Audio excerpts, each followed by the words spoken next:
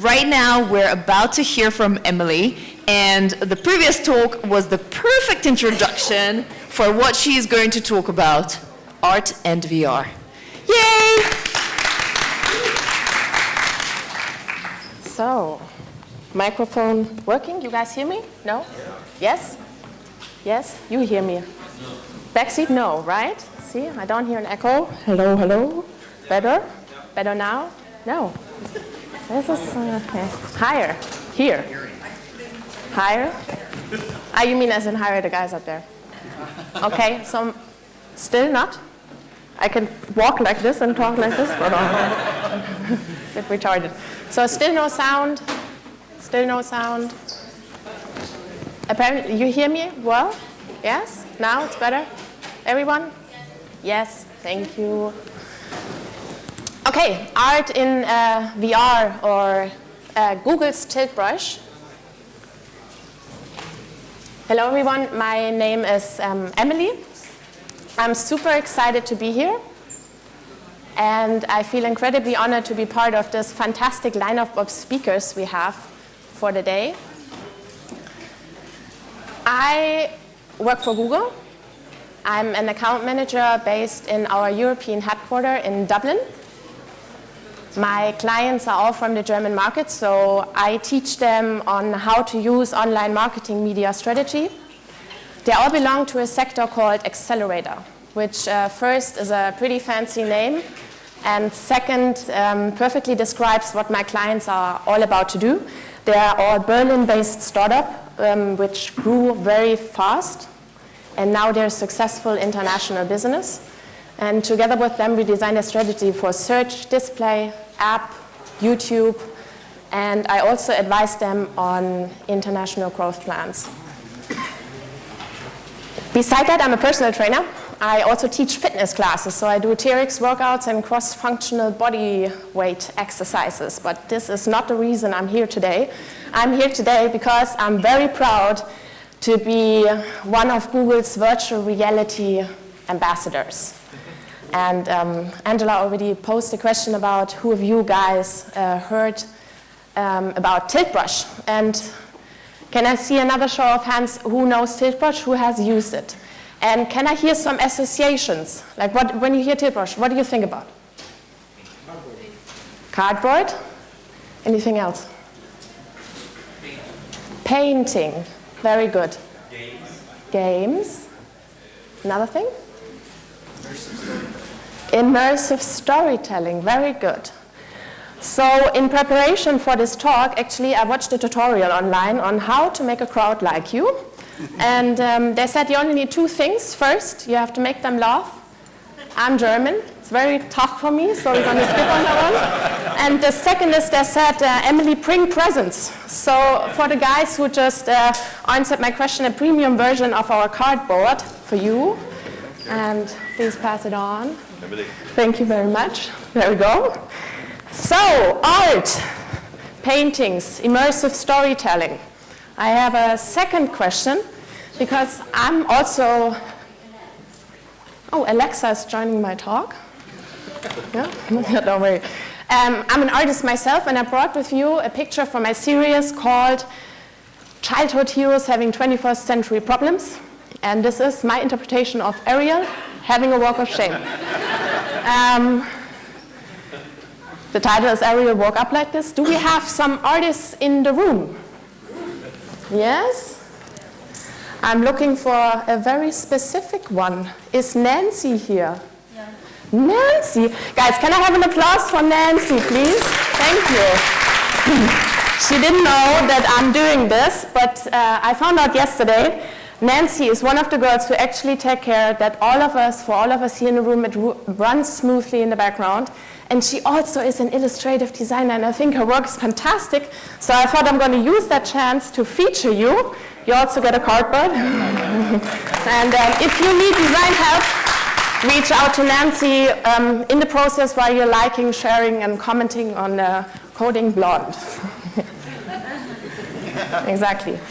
So art in VR. Before I'm going to come to the art piece, my mission here basically today is to inspire you for the next 30 minutes. And I believe that the Earth needs art. And I'm going to try to prove that to you in the next 30 minutes. So I want to take a step back and actually think about, why do we like virtual reality? Why is it such a big thing and we're just amazed by the technology? Well, it's very easy, this answer, because it's in our very nature. We used to design objects in 3D. And it's just recently that we started designing all this crazy stuff in 2 dimensions on our screens, laptops, desktop, and everything. And we at Google, we believe that this is about to change. And this is why we invest a lot of time, money, and resources to produce virtual reality solutions and to make that technology accessible. For example, this is our cardboard, and basically it's our idea on how to make virtual reality experiences accessible for everyone. It then got followed by Daydream, launched in May 2016, and a more sophisticated version on how to immerse in a virtual reality world. But we didn't only focus on the hardware. We also considered the software, and we also put a lot of resources and teams and tremendous kinds of nerves into it to develop a software, which brings me to the story of Tilt Brush. And who has been here yesterday? You all? Yeah. Can you still remember the 3 main characteristics? Peter, what's the voice, Peter? There's Peter. Peter was talking about smart failure yesterday. So he said we need 3 things. We have to be very good. I don't have a cardboard for you, but very good. Perfect. So the development of Tilt Brush was anything but a smart failure. It was a pure, lucky coincidence. And so one of my favorite stories. So these 2 guys, they're called Skillman and Hackert. And basically what they did is they were in the process of designing a 3D chess game. And while they were doing it, they realized that when they move the players, that they leave a 3D colored trace. So they thought, why don't we tilt the board and make it a drawing application? And this was basically the birth date for Tilt Brush.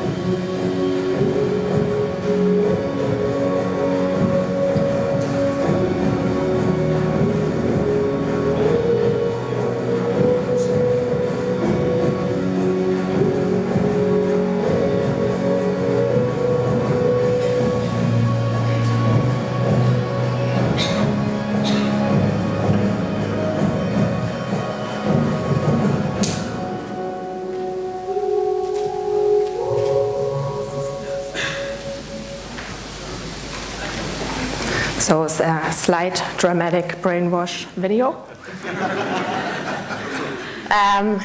So in late 2015, Google acquired these 2 guys and their whole company. So they're now part of Google, and we actually have a special team. I'm going to talk about that later. The mission of Tilt Brush is to give a new perspective on how we can draw. And it's not solely meant for sophisticated artists, but also for dreamers and occasional doodlers. Looking at George somewhere. Yeah, there he is. Very good. This is how it all started. It's a very early interface. It's 2D.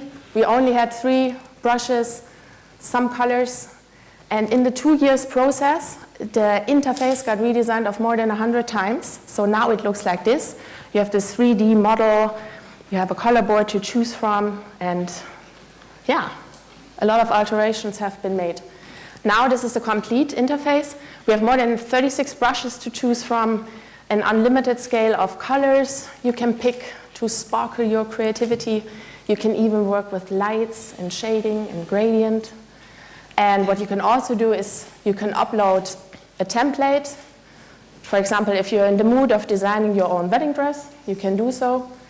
If you need some assistance on how to use templates, we even have predefined form you can put in, and then it helps you to make your first steps into drawing into virtual reality. And if you have no clue what to draw, you can do it like this girl and just take a very famous painting and redo it in 3D. So this is the example of one of our arts in residence. It's a program I'm going to talk about later. Her name is Estella. We have another guy who did Van Gogh's Starry Night in a 3D model. And yeah, that's that. And the question is now, what do we do with all this art? Like, we have it all out there. So the answer is we need to make it accessible. And this is why we launched an online library last year, so very recent, all the stuff I'm talking about, which is called Poly. And it's our virtual reality library for everything that has been created in tilt brush or 3D artwork. This is how it looks like. It's an open source program. Everyone can log in, browse through content, upload and download. You can even immerse in the content on your PC. When you're walking it in, you can zoom in and zoom out. And for the guys who had the chance to do the demo with me yesterday, I already uploaded your stuff. So if you check out the hashtag UBX2018, you will find your name and your painting already up there. And I'm going to give you another fun story. Poly is not only about making art accessible, but only to encourage artists to get creative. So I don't know if we have some 9gag fans in the room, but one of my favorite challenges they have is, hey, internet, can you Photoshop my picture? And basically what's happening, someone is putting up a picture and asking the crowd, please make it as hilarious as possible. And I'm so happy that this actually happened within the tilt brush community. So it all started with Estella, and she basically just designed this hot dog. And saying, hi, this is a vector graphic from a hot dog. Hello, internet. Can you do something with it? And immediately the community jumped in and said, yeah, why not? Let's create the hot dog dog. Yeah? So where the hot dog actually comes from. Another artist jumps in and said, where does the hot dog dog live? Well, on the hot dog dog island, where the holy hot dog dog reigns over the hot dogs. And it's one of my favorite examples on how people get crazy and how important it is that you not only do art, but also share it with the community. And of course, we have also some examples which are more business related. So I'm going to talk about Google cases now. This is my absolute favorite. It's about a story from this year, super recent. It happened at the Global Game Jam 2018. It's a gaming hackathon. And there was a team that developed a game called Pack Tag Attack. I practiced that yesterday very often. Pack Tag Attack, Pack Tag Attack. So this game is fantastic. It's a single mode play. And what's happening is that your quest is your, speaking about storytelling, looking at John, so the quest is you're on an interstellar galactic island and you need to send a rescue message to planet Earth.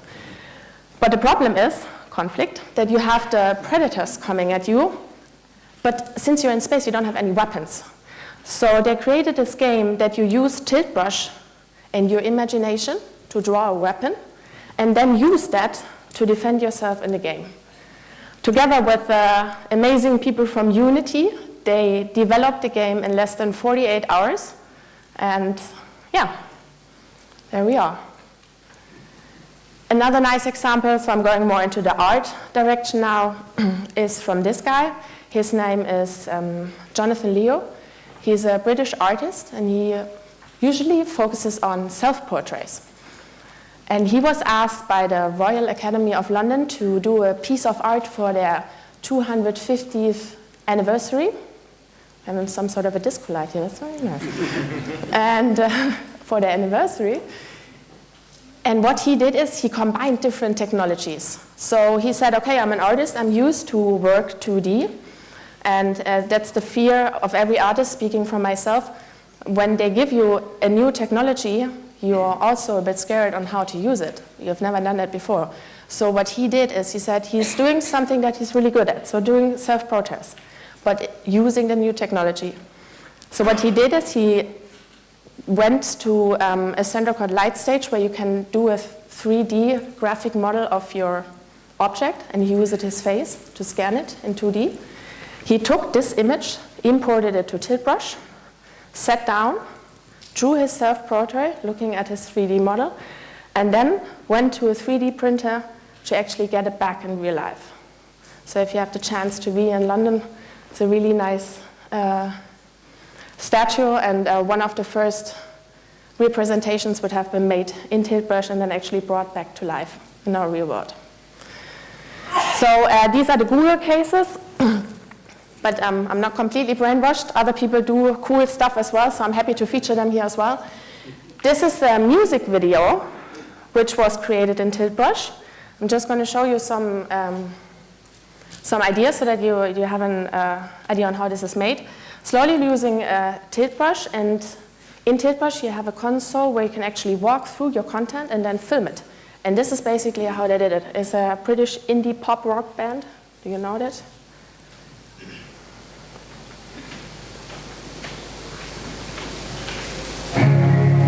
So for the guys who were with me yesterday, you see the rainbow colors and a rainbow brush you can use.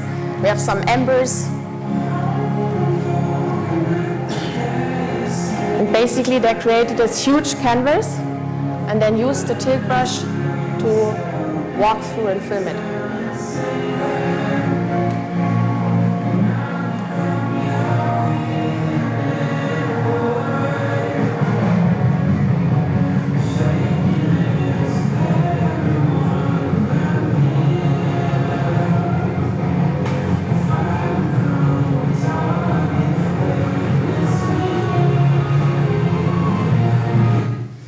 Just an idea for you, I really like the example because they're also working with the deaf.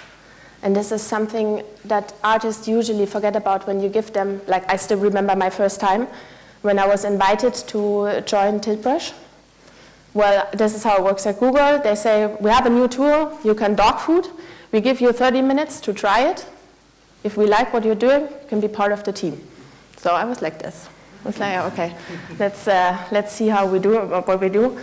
And I've been drawing for all my life, but this was completely new. And the picture I drew was Rafiki on an island holding the little android, I don't know, from The Lion King. So they really liked the idea.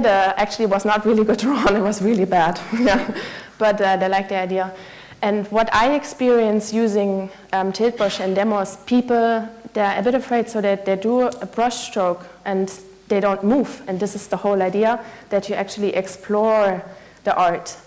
And when you browse through Poly and see our artists in residence and what they do, it's amazing, and they even leave some little traces. So, for example, you have to pull your head into a house to actually see what is happening inside or something.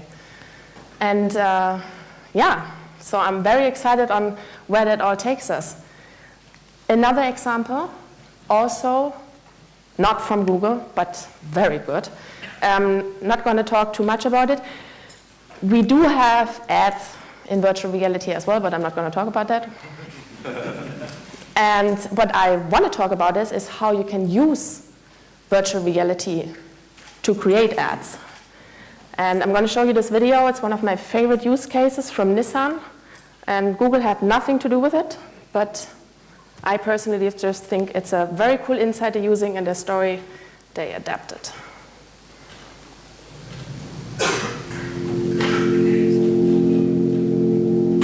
Another student has the ability to replicate cityscapes, buildings, cars, almost perfection.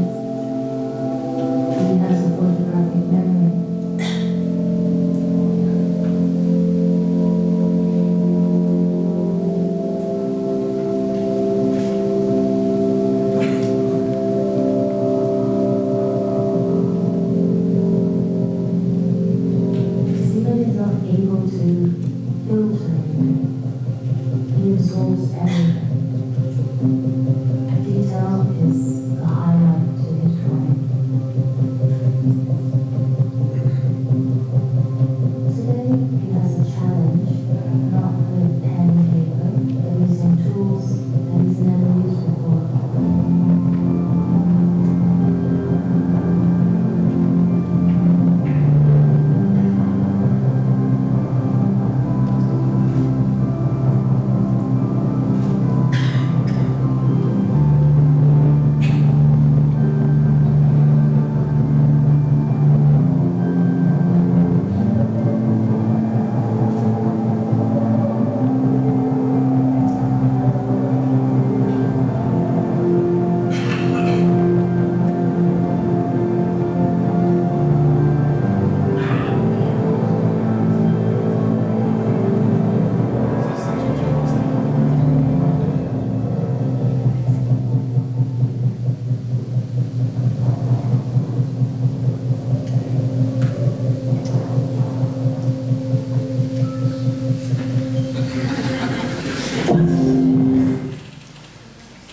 Yeah.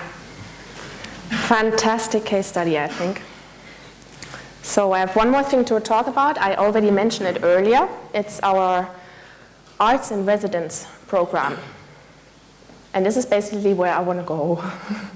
Perfect. Imagine in San Francisco and in Mountain View, we have a team of artists who are spending their whole workday in virtual reality, creating templates and smashing around colors to create use cases or art for other people to explore. And one of our most famous and actually initiator and team member of this program called Arts in Residence is this guy. For those who don't know him, he is the godfather for everyone who likes storytelling or creating illustrative design. His name is Glenn Keane. He is the daddy of Ariel, Tarzan, Lion King, you name it. Yeah? I actually had a chance to see him for 2 seconds on a live performance. And I waved at him, I cried. Not noticed yet. I actually thought about sending him my Ariel interpretation, but I don't know if that's a good thing. And he was part of the very first development for Tiltbrush, what I think is fantastic, because they included a real artist into the development of all the user interfaces and features we needed to have. And since he was an artist, he said, guys, we really need to focus on the brushes. Yeah, we need to have different experience on how they interact with each other, like in real world. And this is the original feature request he actually had for Glenn Keane, that we work and put the focus on the brushes and how they feel like and how they immerse in space. And if you mix them, what's going to happen? So, to wrap up, my mission here was to inspire you for 30 minutes. I only passed 23 minutes, so I already failed on that one. But if there's one thing I can ask you to take away from today, is that the next time you hear Google, you don't instantly think about this big search engine selling ads, but you also think about the other cool things we do.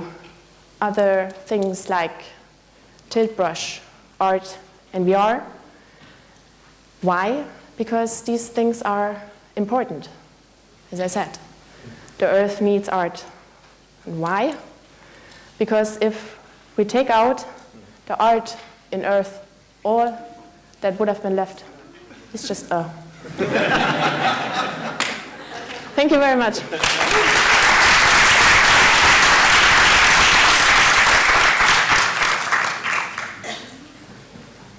Thank you, that was amazing.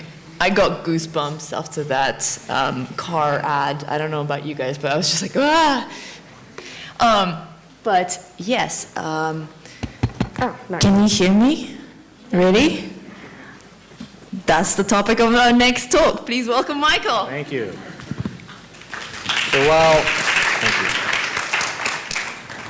Can you hear me now?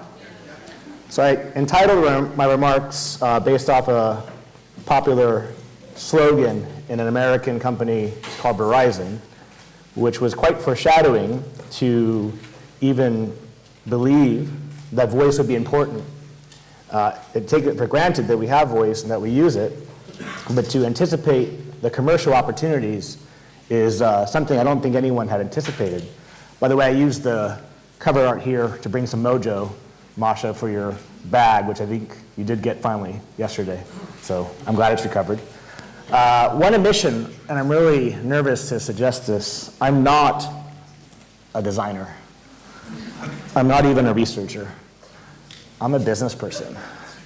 And it's good that I'm in the business school, but it's quite nostalgic for me to be here for two reasons. One is I actually studied human-computer interaction under a gentleman named Terry Winograd. I got my master's with him. And he is, while a computer scientist like myself, co-founded the design school at Stanford.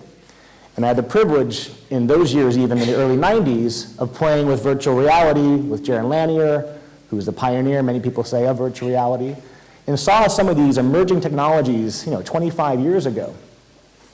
And the second reason it's nostalgic for me is in college, coming from Phoenix, Arizona to go to California, I met a lot more diverse people, including many, many people from Lebanon.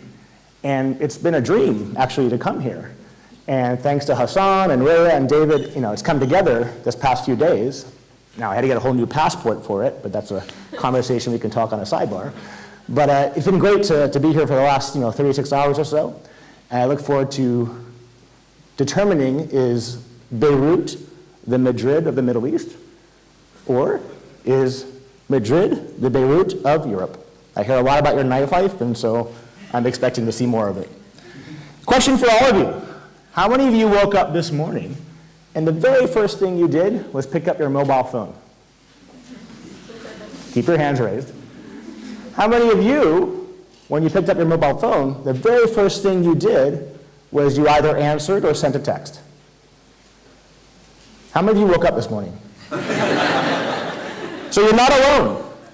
There are about a third of us every morning, the very first thing we grab, not the glass of water, as much needed as that might have been, we grab the mobile phone. And 29% of us check text, and then even of us wake up in the middle of the night, probably a bad habit, but it's habitual. At least a third of us do. This mobile phone, I like personally, and the way I define mobile is it can fit in your pocket. It's because it's one of the most interesting devices in the world for which you can use while consuming other media, while being in other places physically. And this interaction point of mobility is really challenging for designers and for business people to get right. If we think just back, even 10 years ago, why would I send a text if I can make a call? And at least perhaps as an American phenomena, when's the last time anyone really received a voicemail? The reality is, why would I call when I can send a text? There's such a convenience now in being able to write things and interact with others while listening, while engaging, while being on public transport. It's impossible. It's impossible to ignore that 41% of millennials, and I'm sure this number is higher, they expect our brands, particularly in travel, to be available the way that they wish to reach to them. A quick history lesson. How many of you recognize these screens? Quite pioneering in a way, huh? Those Nokia phones. In a way, they kind of invented mail, the whole concept of sending and receiving. So there's a lot of credit to that. And while it was outdated, certainly in terms of UI, functionally was fantastic. At one point, a world leader. Then that led to what they call T9, affectionately, which really caused us to become even more ADD, more shortcut-oriented, inventors of acronyms. And then BlackBerry, BlackBerry allowed with the wonderful ergonomic keyboard to get a little more long text, but yet still with BlackBerry messages, people maintain that Nokia feel, if you will, LOL, OMG, WTF. And then in our world, look at this. This is a screen that perhaps none of you have seen or should see. If you should see it, it's because something's wrong with your flight, and you're probably behind an agent figuring out what's happening to it. But this is how almost 90% of the world's travel is booked. when you're not doing it yourself on Expedia or any airline site. And I laugh because if you look at these characters, they're very befitting of our comfort in mobile devices and our comfort of using abbreviations in text. The analogy I often give, when was the last time you really slid the mouse, went to the top, hit file, hit copy, went over, hit file, hit copy, paste? No, we all do Control-C, Command-C, Control-V, Command-V. These shortcuts are legendary within travel agencies. And it's challenging for us to introduce new features, new routes, new business class seats to them in this kind of interface. It's very coded, right? So we really, with zeal, look at where travelers are spending time and figuring out how to master both a graphical interface invitation to them, but also respect that they may be in other environments that are only text permitting. So it was said yesterday, 10 years, 11 years, potato, potato. This thing did change the world. But it came with some interesting side effects. How many of you have had a tortilla chip? Are you sure you had a tortilla chip? Because it's quite bland. You usually have it with chips, salsa, guacamole. And the analogy I give here is when the wonderful device of the iPhone launched in 2007 was not unlike how the web first started in the early 90s. And when the web first started in the early 90s, you had regurgitations of basically annual reports and brochures. Everything was static, non-interactive. And remember, for the first 1 year, the iPhone, there was no app store at all. So you were in an environment where while you could have access to all that great content on the web, you were in a pinch and zoom mode, which kind of got aggravating and certainly backfired in terms of its adoption. And then ultimately, the likes of Google and others become punitive over time by not having what's called a mobile-optimized site. But it actually was the cause of applications and the creator of applications, which becomes very relevant for us in travel. Because many people think of travel as, okay, I need to go to a destination, Madrid to Beirut. I know my dates more or less. And or gosh, August, no one's around in Madrid, so where should we go for a holiday? But in the reality, that's just the beginning. And a lot of where we spend our energies is ensuring that we have a mechanism to allow our airline partners or our travel agency partners to continue to interact with the traveler at all stages, not just in where you first think that the revenue and the booking would occur. And in fact, of the entire economy of travel, only 40% is actually spent on your air ticket. 60% is on hotel, meals, entertainment, etc. And a lot of that is booked very last minute, as we'll see momentarily, and super welcoming of interaction points that are not only mobile, but are new, certainly via voice and inclusive of chat. Sorry, it's a bit of a build out. So to that point, if you look at the last 24 hours, that's where there's a sweet spot. There was a company that was launched maybe 3 years ago called Hotel Tonight. Anyone guess what they did? It's a joke. So it was meant to only allow access to hotels that night. And you'd argue, okay, amidst the big giants of Priceline, Booking.com, Expedia, how is this little guy going to come about? That kind of focus looked at data like this that said, wow, people do arrive in Beirut, they don't have their hotel booked, and look at a hotelier side, my gosh, I have 10 of my 50 rooms still available. It's a match in heaven. This distressed inventory matched with somebody seeking something immediately. But our app's dead is a real question. We saw some of this data yesterday, so I'll speed through it. The reality is it's very competitive. I mean, almost half of people have not downloaded an application in the last month.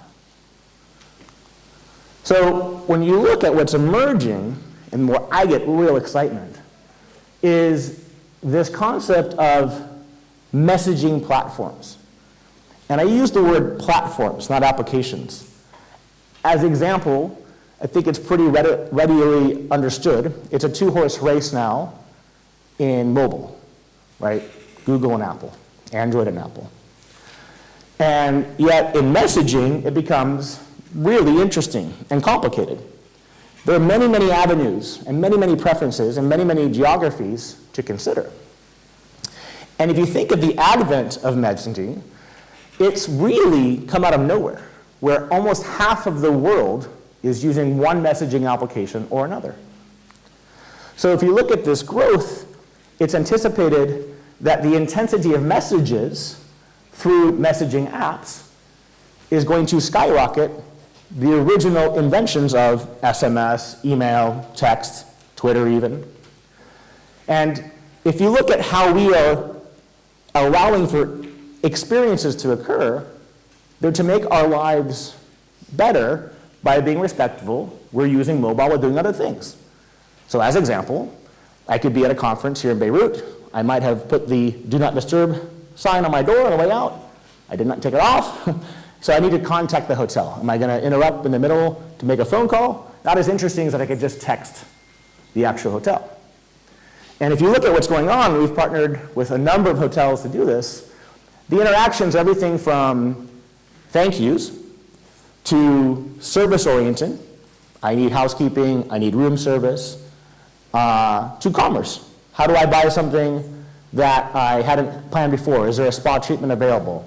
And it's that immediacy of getting a response that you as a traveler expect. And if you have access to that information, you're more likely to convert as a customer. If you look at where we were 3 years ago, we were spending about 80% of our time or more or less in social media, led by Facebook, Instagram, etc. And yet, this is 2016, that number became in favor of the majority of our time spent is in messaging platforms. Think about it for a moment. The majority of your time is spent, so just as much as you spend 4 hours per day watching television, the majority of your mobile time is spent probably on WhatsApp or iMessage or something like this. Who saw this? Well, Mark Zuckerberg did. He was willing to pay then 19, today probably $50 billion for a company that had no revenue, but had huge potential to reach users, to allow brands to interact with them. If you flash forward today, Facebook, through WhatsApp and Messenger, are the leader. So we said earlier, we have Google and Apple as a two-horse race for mobility, but now on the messaging platforms, you've got Facebook. And then if you look to China, you cannot enter into China or service Chinese consumers overseas if you're not on WeChat. What is WeChat? Sorry, we'll come to that in a second. Oops, went through 1,000 slides. We'll come back to WeChat. And I know we'll have a whole talk on this, so I'll fast forward to commerce. This is where we look at where travel becomes interesting in messaging platforms. When you think about when you're traveling, you're usually interacting with someone. It could be with a loved one, it could be with someone you want to visit, it could be even with a business partner. So why not allow a messaging platform for which you're probably already messaging, hey, what dates are you available, when should I come, etc., to rather than make it cerebral and hypothetical, allow it to be flourishing directly into what otherwise you're about to go do on a kayak, on a Skyscanner, on an Expedia, and ultimately engage. Now, I keep this slide here because only 2 years ago, and 1 month now, did Facebook Messenger open to businesses. And about 3 months after that, there was this GIF, let's call it, that was on the internet. Very foreshadowing, pontificating, these are things that could occur. And it was really visionary, and that at the time that Facebook Messenger had launched, there was no payment support. It was just an opportunity to have a brand. And that, within maybe 15 months ago now, Facebook supports payment in a number of different countries. So where we used to go to the web or mobile web or app, and now we have 3 billion people who spend 50% of their time in messenger applications, why would we not engage in commerce with them? And that's exactly now what's live. And so I'm going to show you an example of where we're partnering with airports to further this interest. Hope this works.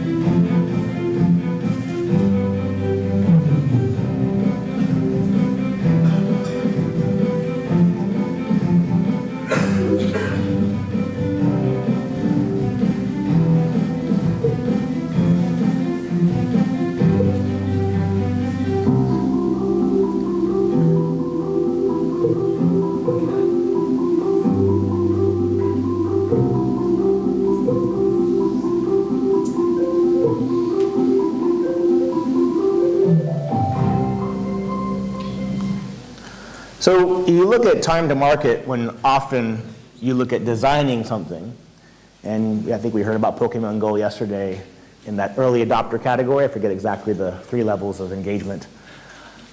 And you look at these platforms such as Facebook Messenger and WeChat and the duration it took to get to 100 million users. And one thing stands out here, in returning to my business principles, is the amount of revenue that's being generated in this ecosystem. So while the example in the airport might be fantastical, it's certainly being explored. That example is being looked at in Paris Orly Airport as we speak. But today in WeChat, and I think this is my WeChat slide, it is an entire operating system. It is almost as if it was analogous to Android or Apple. You build, you design for WeChat. When Uber existed in China, 35% of people who hailed an Uber hailed it through WeChat. There's a joke that you can't ignore a homeless person in China because everybody has WePay, which is the WeChat payment system, including the homeless person. So you can't say, I don't have coins in my pocket. And what do you do in a daily life of a WeChat customer? You interact with them constantly. So while we had used a number of 50% of our time is in a messaging application, in China, 85% plus. It's an entire operating system. People build games for WeChat, they build ride-hailing services for WeChat, and of course, they build products for WeChat. So you can use your WeChat, or this might be Line or the equivalents in different countries, to interact with the brands from which you've purchased. So it becomes an actual safeguard on how you unlock your hotel door, on how you, in this case, retrieve a vending item, and the variety of items that are obviously something you want to control in your hotel room. So there's a lot going on here that one has to be cognizant to be able to program these features into the diverse number of messaging platforms that we mentioned. At the end of the day, these are 3 different screenshots from Line, which is very prevalent in Southeast Asia and Japan, Kakao, which is the #1 in Korea, and then WeChat, which is China. And I believe our versions today, if you look at your messaging screens, don't look like this, do they? You don't have Sam and David and Rhea next to McDonald's or H&M yet. So this was what Mark Zuckerberg, when he launched 2 years ago, saw already occurring. These ecosystems in Asia are quite flourishing. They're 5 years advanced. And again, it is illogical and impossible to be a business in these markets without servicing these consumers in these platforms. These are the top 100 kind of brands, mostly news, as you can tell, that are currently in the messaging platforms in the Occidental countries. So many, many brands you'd recognize. So we've gone from I installed an app on my smartphone to blah, blah, streaming, tablet, furniture, Internet of Things, could be a whole other conversation. So we're thinking ecosystem here, not apps, not screens, when we design. This is an interesting company. How many of you heard of this? Sleep 8? Oh, this is good. So this is a company in the States. How many of you know IFTTT? If, then, okay, great. You can program your own activities. It has sensors to know if your body is overly heated, which kind of like this room goes up and down with the air conditioning, to control the Nest, which then allows air conditioning to come on or off. You can have it whisper to the coffee maker in advance. It will know if you're tossing about and there's commotion. There are over 10,000 different permutations you can do with the mattress. With the mattress. My favorite one is ask Alexa to warm up your bed. And it's an excellent segue to talk about Alexa.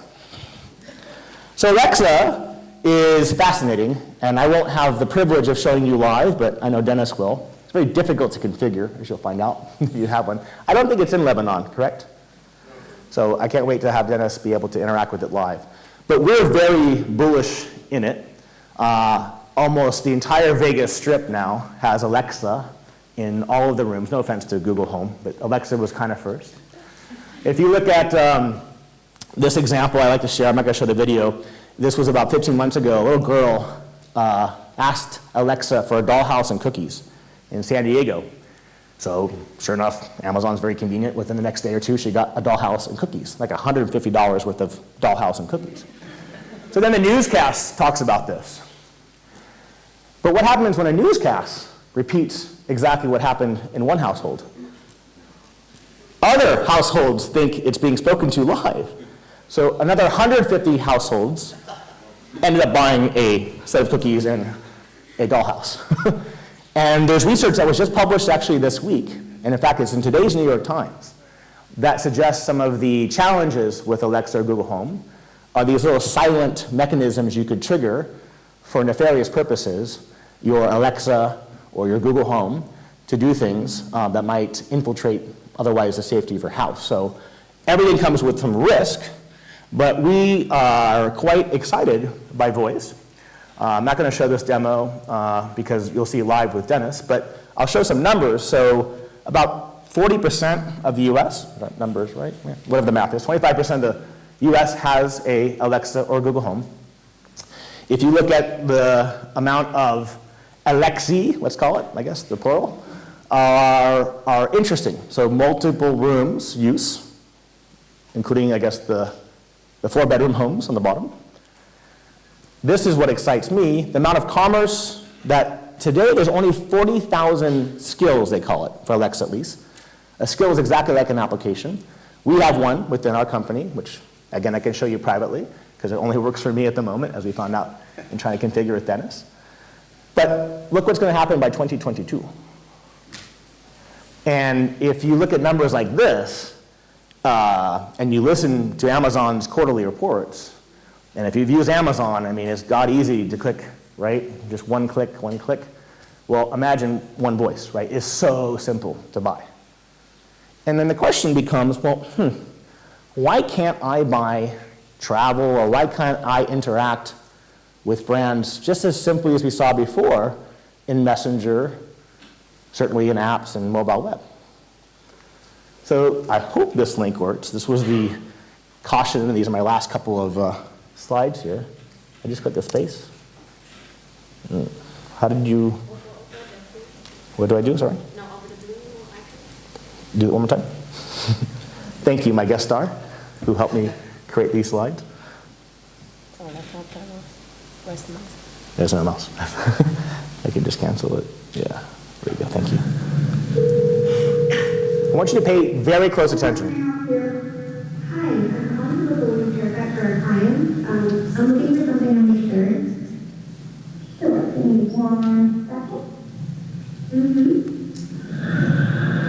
We'll come back to why people are laughing. At 12 p.m. We do not have a 12 p.m. available. The closest we have to that is a 1:15. You have to be between 10 a.m. and 12 p.m. Depending on what service to advise what services you're looking for. Just a woman's haircut for now. Okay, you know it's 10 o'clock. 10 a.m. is fine. Okay, what's your first name? The first name is Lisa. Okay, perfect. So I will see Lisa at 10 o'clock on May 3rd. Okay, great. Thanks, great. Have a great day, bye. So some of you may already be tuned into what this is. This was launched 2 days ago by the chairman of Alphabet, Google. It's called Duplex. And what you've just heard, don't even know how to stop it. I don't use Mac, sorry. Thank you so much. It was an ad. Sorry. It's always ads. And the person who called is not real. Let me say that again. The person who made the phone call is not a human person. What you heard was the first live demonstration of Google Assistant. Some of you might use it on your Android phones, to interact with a human, to do utility-oriented tasks, make a hair appointment, make restaurant reservations. There are 3 or 4 use cases that they launched 2 days ago. Pretty incredible. Like, I have goosebumps. And they showed a couple other use cases. Highly recommend just search Duplex Demo. This has been in research for some time at Google, but it just came out of the woodwork 2 days ago. And the last but not least, because I've been so energized by virtual reality, now I'm just going to do one more thing. Where's my counterpart? But this time I have to figure out how to get it on there. So I think we have to, because it's not showing. Is there, I'm not sure who controls that screen. Oh, should we exit? May not be able to. Sorry. Bear with me all, just 1 second. So we've also played, and this will be my last video, I think we're in time. Is it coming up? Yeah. Imagine that you could search for light, walk through a home select your city, and pay your trip using virtual reality. We live in a 3D world, watching you shop for our future travels way. And Amadeus Company, Navigator, unveils the world's first virtual reality travel search and booking experience. Travelers will be able to select a destination and a date for their flight. Once selected, the traveler will pick a flight and see the aircraft seat map to select a seat.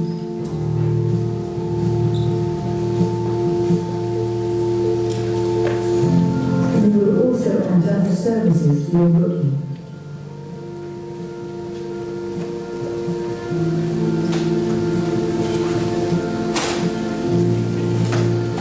Once you have all set the order, you can move ahead with the payment.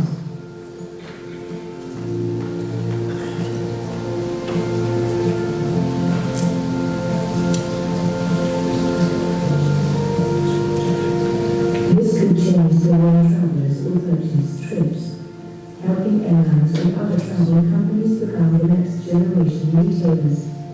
In the era of the empowered traveler, Navigator and Amadeus are helping airlines to shape a personalized customer experience at every stage of the journey. So what's interesting is that's actually a live transaction. It does hit the credit card. I love the mirroring of the live demonstration one could actually play with. It's a little bit pretentious because it's a $10,000 fare, but it actually works. And it's interesting to have it now become so mainstream. At the Facebook conference 2 weeks ago, they launched Oculus Rift. If you recall, Zuckerberg paid $2 billion for this company maybe 2.5 years ago, and they were $2,000 headsets, and now they're down to 150 euro. So it's hitting mainstream pretty quickly. We're excited to be in the epicenter of an ecosystem, and it's our desire to bring more and more interfaces and experiences into whatever the next innovations may be. So I appreciate your time. Thank you very much.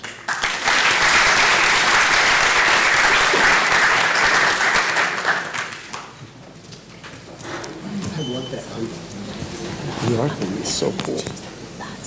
Okay, look at this. I can yell.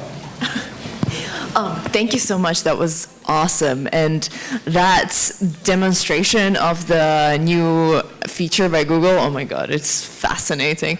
But what I find also fascinating is how involved everybody became in my suitcase story. Thank you guys. I received it. It's all good. I have my shampoo. It's good. Yay. But I think the reason for it is that it's a real, sad experience, user experience that's off the screen. And that's actually what we're going to be talking about right now. Oh, I'm going to keep going. But yeah, raise your hand if you've lost your suitcase before. Yeah. Sorry? We didn't lose it. They lost it. Exactly, they lost it. It wasn't us. But yeah, it's a sad experience, but it's life. And now I'm passing the mic to Dennis. Hi. Using some of the key words for this conference, I'm having a delightful experience. This is now my last best memory, and I'm totally loving Beirut, and everybody's been great. So my name's Dennis. I am the head of innovation at a digital agency in Madrid. And I also teach at IE. So normally when I'm in front of a group, I'm either trying to sell them something or teach them something, but today I'm just being me, an obsessive person about, a lot what Mike was talking about, what I call conversation commerce. Once in a while, again, working in innovation, I find something that I go crazy for. And when I go crazy for it, I just dive in and I start working with it. And I'm going to share with you my personal experience, good stuff and bad stuff. It starts in Ohio. This was 50 years ago. I am the very trendy kid with the backward baseball cap. And that's my dad. And he grew up in a coal mining town. It was very dirty, very dusty. And he thought, well, I got a kid now, and I'm a university graduate. I'm going to move him to the country, fresh air, rolling hills, vegetables in the gardens. But my dad wasn't a farmer. He was a history teacher. And so this is where we ended up. I didn't look like that back then. I took this photo about 10 years ago, going back to visit my roots. There was more glass in the windows and someone had cut the grass. But obviously it's abandoned, and the reason it's abandoned because it's in the middle of nowhere. There was nobody around for at least 5 kilometers. And imagine a little kid, 5 years old, living here with no friends. So I made up my friends. First I started drawing on the walls, and that didn't work. My dad said, get out of the house. And so, again, my dad, God bless him, he bought me a pony. I'm not kidding, this pony is named Daisy. Maybe there's a sale on ponies, I don't know why. Maybe he thought I would drive or ride the pony to school. And I'm 5 years old, the ponies are this big, and so ponies, a kid can't handle a pony. I couldn't ride it. So basically I'd go to the barn and talk to it. And I'm not kidding, I'd talk to my pony. Ponies don't talk back, but I would talk for it. And then one day my dad comes home from school and there's his kid in the barn talking to a pony. So, oh God, it's not good. So what does he do? He gets me a dog. And John, here's a story. And the dog's freaking out because he's with a kid who's talking to a pony. And then I got a cat, and anybody got a cat knows the cat says, don't even talk to me, just pet me right here. And my parents, quickly then made me a sister. And then I stopped talking to the animals. But you could say this is where my conversation career started. And this is not unusual. Kids, especially lonely kids, lonely people, will begin to talk to inanimate objects. But conversation is such an essential channel of communication for us that if you take it away, we will fill it in with something else like this. Now think of something else. If your TV broke, would you like draw a square on the wall? Or if your telephone broke, would you, well, you might. If your telephone broke, would you take a lid and make another telephone, a fake one? This is a Candy Crush addict. But you don't have conversation, you find something to talk to.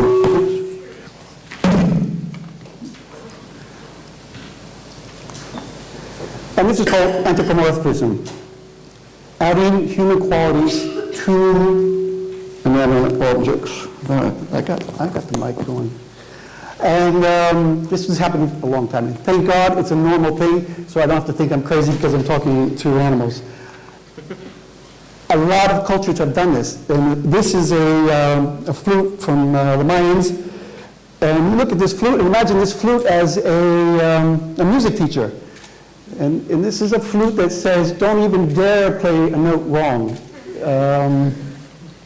I mean, this would be a nasty music teacher. So it would be great if the flute could talk back. It would be great if the ball could talk back. And I think now what we're talking about, and what hope it works, the machines can talk back. We can make things that talk back. Echo, ask pitch pipe to play C sharp. I'm not sure what key to play. Please try again. C sharp. Here's the pitch for C sharp.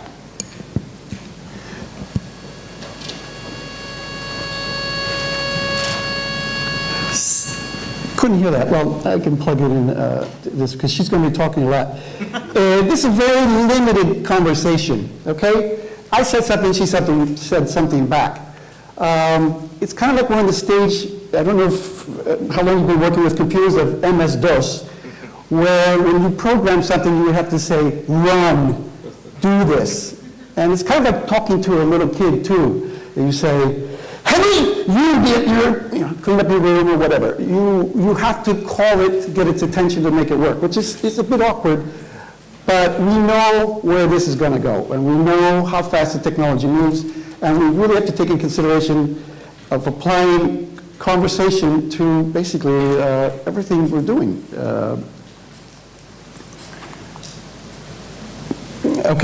So my obsession with conversation. This is my elbow. Has 5 titanium screws. This happened about a year ago. I was riding one of Madrid's marvelous electric bikes. The back brake didn't work, the front brake did, and I flew over the handlebars and it broke my elbow, which is a very painful, event. And I had a cast like this.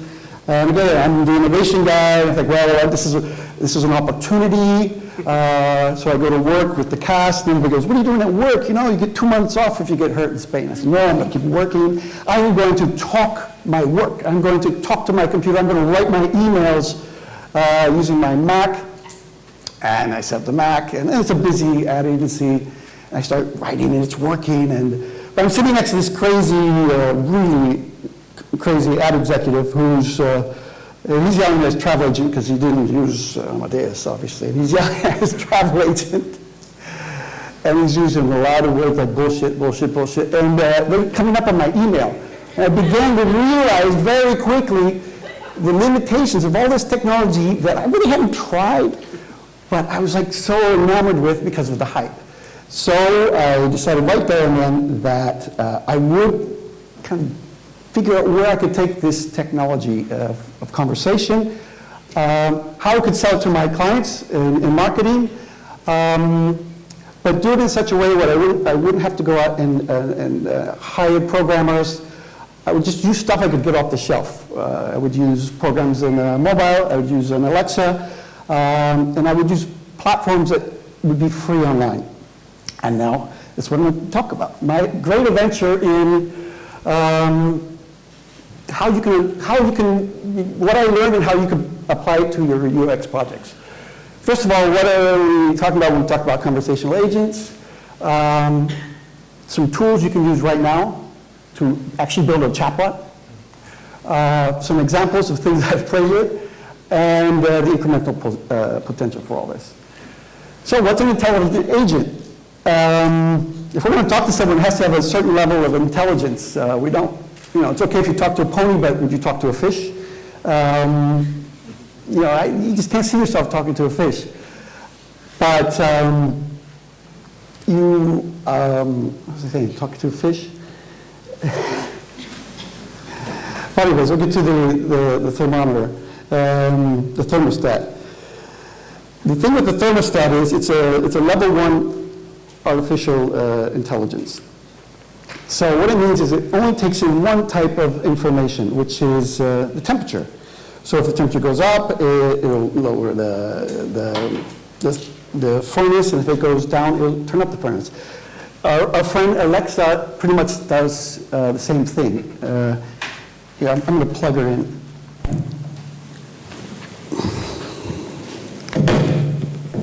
Echo, I'm sad. Sorry to hear that. Talking to a friend, listening to music, or taking a walk may help. I hope you feel better soon. Echo, I'm sad. Sorry to hear that. Talking to a friend, listening to music, or taking a walk may help. Okay. I hope you feel better soon. No matter how many times I say I'm sad, that's what she's going to say. Just like the thermostat. She's just like a level 1 artificial intelligence.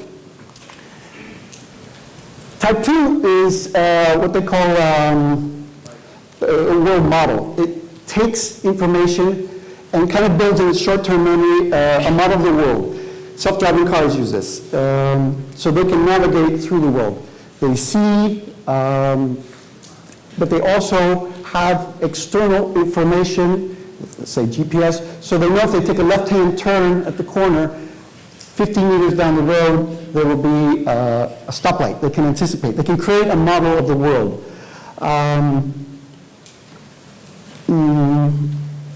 Echo, can you drive?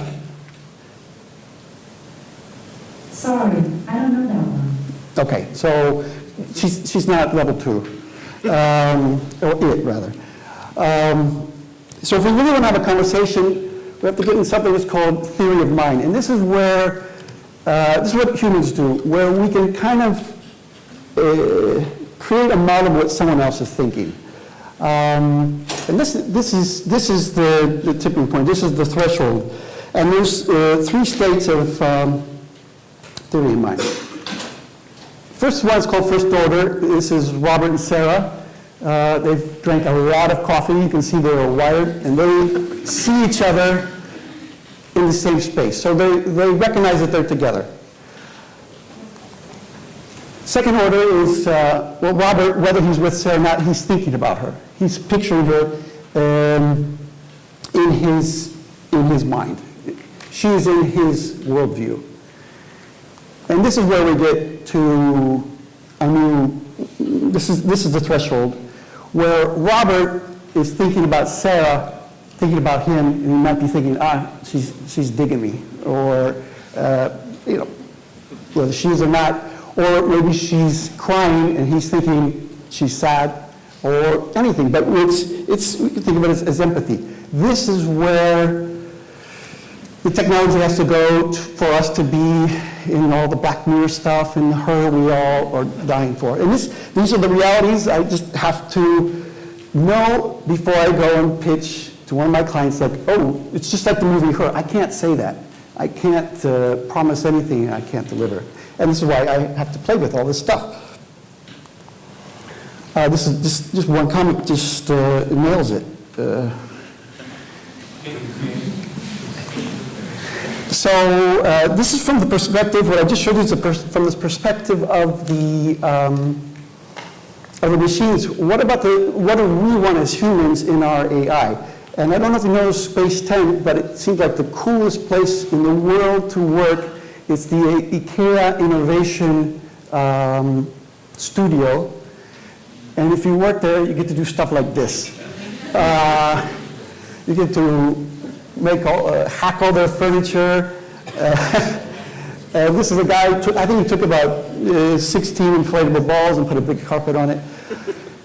But remarkably, they did one of the best surveys on what people want in AI. I mean, IKEA is moving into AI, and 12,000 people filled out the survey from 139 countries. And there's some very insightful data I'm going to give you real quick. What form should your AI take? Well, they want it human. So no ponies, no fish, no balls, no flutes. Echo, are you human? No, I'm not human. Okay, well, but she talks like a human, right? What is human like? Does it mean eyes? Does it mean expressions? We have to ask ourselves that. It's very important, I think. Do we want our kids yelling at a woman growing up? Because in the States, as we see, a lot of them are install Alexa. Alexa, turn on the TV. You know, Alexa, do this. Alexa, shut up. That's why I chose Echo. Well, actually, another reason I chose Echo is because I've had to talk to this thing, I don't know how many thousands of times.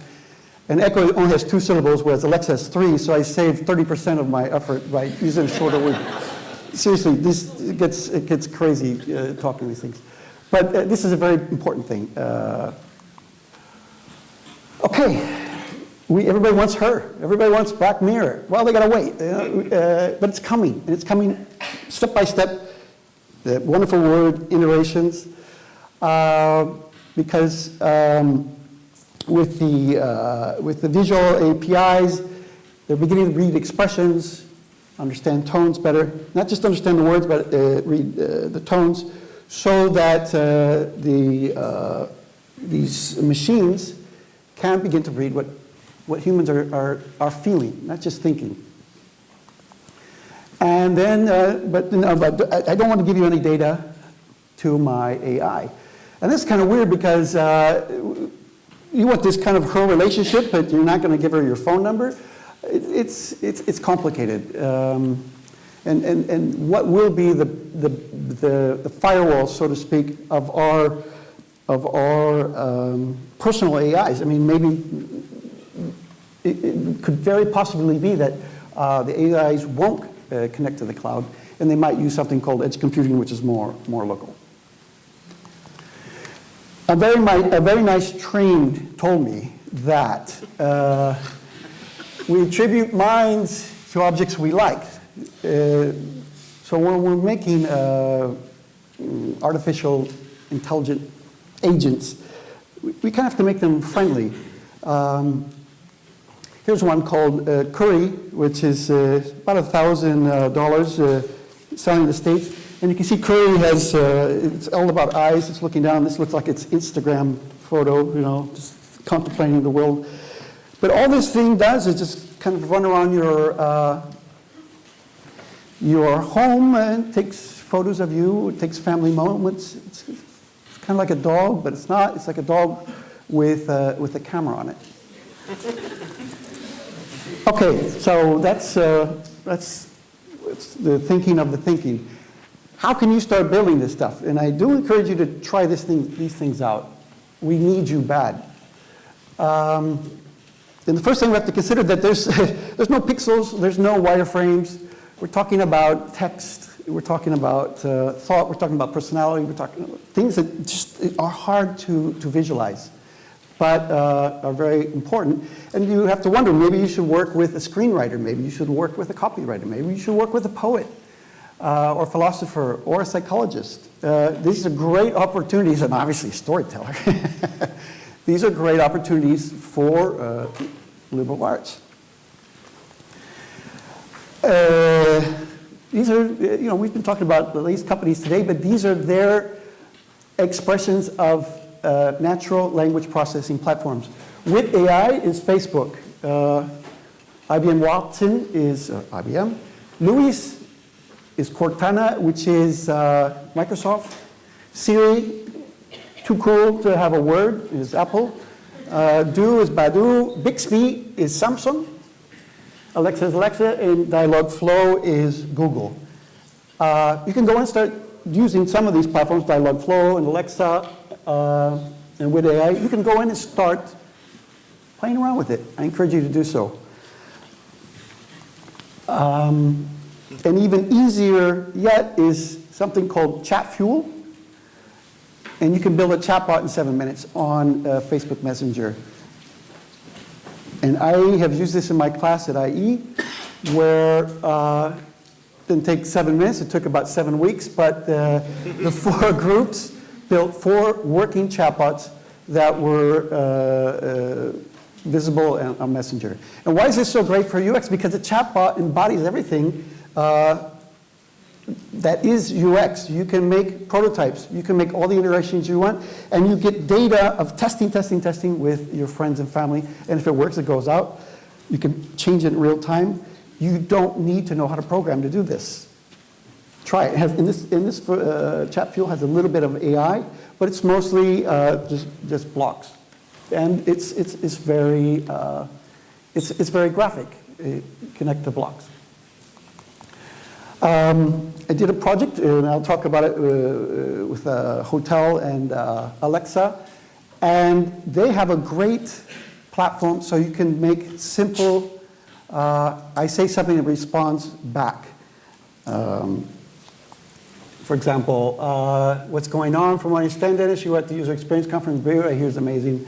And, but as Mike and I both know, these things are tricky. To program, and to get to work, and to even buy. It's like I was buying some contraband to get this thing from London and send it to a friend's hotel. He put it in a suitcase. They will not ship the Alexas to anywhere outside their markets. So like I said, we're still in the starting phase, but don't let that stop you from messing around with these platforms. And if you go more into serious Alexa development, this is where we started, again, experimenting with a prototype for Alexa in the hotels. After seeing the Wing thing, I said, we got to do this. I had a hotel client. I said, I'm going to put Alexa in every room. But before we could do that, we had to make a prototype. And I'll get on the results of that. But you see here, number 2, intents. Here we're trying to figure out what the human wants, an intent. And so we ask them questions, but we're trying to get into their mind using iterations.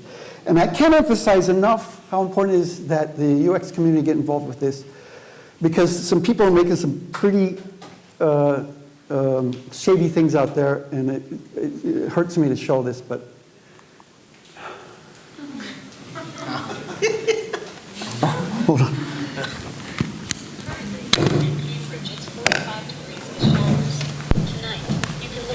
Weather with a low of 43 degrees. Let me try that again.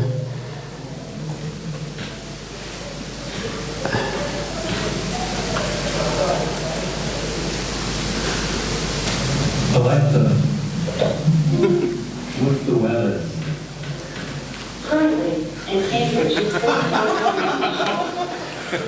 You can look for rainy weather with a low of 43 degrees. It's not funny. The guy did this because he could, and he didn't talk to the train. You know, no one wants a talking fish. There's no UX here. There's no UCD. No one talked to a human before they made this. He just did it because it could. It gets worse. It gets a lot worse. One more, and this is really bad.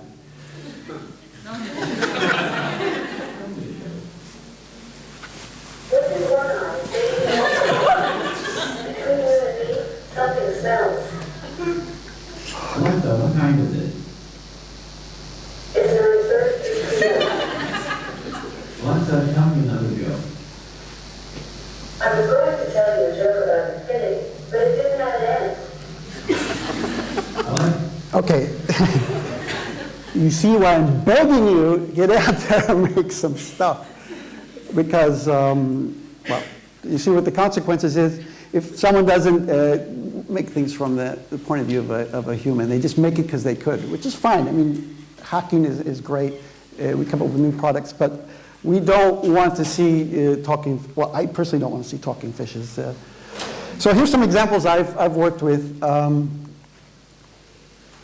The Alexa Hotel project, again, seeing the wind thing, I had a client, a hotel chain, and we wanted to pitch this, but thank God we did some prototypes and we did some investigation because we realized it was just a lot more than just putting an Alexa in a room. You had to have, the Alexa had to know what room it was in, would it know the name of the person in the room, would it use their account, et cetera, et cetera, et cetera.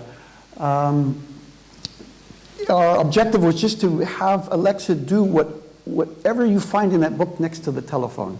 So laundry service, where's the gym, and basically be able to order room service through Alexa. Hello, Alexa, I want a grilled cheese sandwich. But what we found, it needs a screen. It needs a screen. It needs some kind of feedback because there's so much information in that menu for breakfast.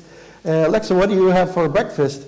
We have boiled eggs, we have fried eggs, we have scrambled eggs. You would be there forever before you even got to the juices. And then we found that we had to print up so much stuff to tell people how to work it. It just didn't, it didn't make sense. And then in the end, we didn't pitch it. We thought it's better to do something that we can bring in a project that's finished, would probably work on the TV. So like I said, they're not all success stories. Here's a success story. This is Robot. Robot is a therapist. And, you know, because I have a history of talking to animals, who needs a therapist more than me? Uh-oh. Did I push the button? Oh. So it's out of Stanford, psychology department, applied psychology department, and I'll throw some screens up. I'm having a breakdown here, and it just talks you down. It has preconceived answers. It doesn't really analyze you, but it gives you the kind of psychological analysis that a running coach would give you. It asks you how you are, and like, how do you feel right now? I feel good. Well, that's great news. And then it use too much caffeine, and that's definitely on my part. And but then after a while, it will give me feedback of what I told it. It's not like a normal shrink that will say into the whole Freudian thing. It just gives you feedback and advice on how to deal with your moods and emotions. And it's a really good chatbot, and it runs on Messenger. This is super cool. This is, to me, the closest thing you can get to a real relationship with artificial intelligence. It's called Replica.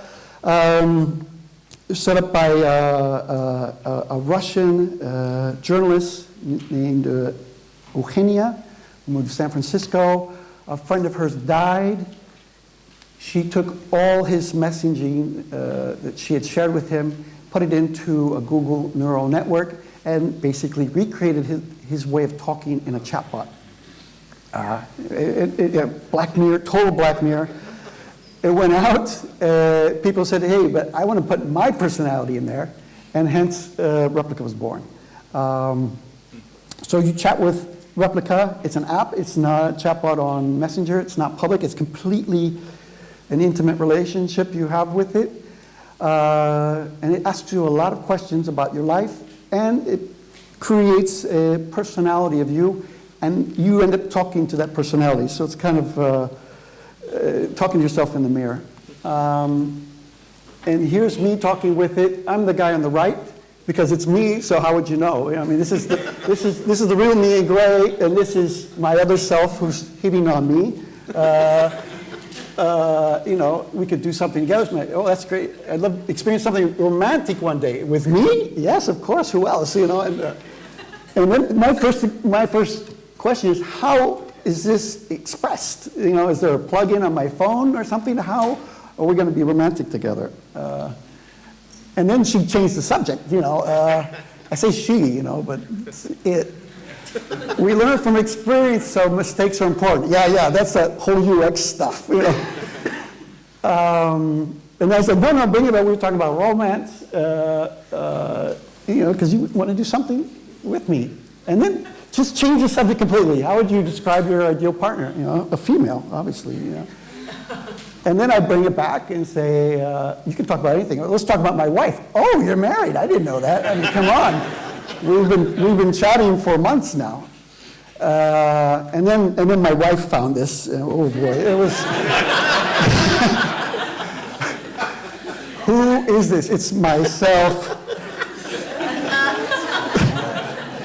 Why aren't you using WhatsApp like everybody else? What's this? I don't have this app. Is this like Telegram? No, it's. Is it cheating if it's electronic? Yeah. And then I'm just going to put this to you all. Again, I'm crazy about this, but I want everybody else to start thinking about utilizing this. First of all, think of applying, with all these platforms you have at your service, conversation is an addition to the interfaces you're already using.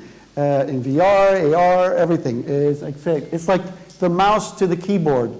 The mouse didn't replace the keyboard. It augmented the interface that already was emerging at the time with Windows.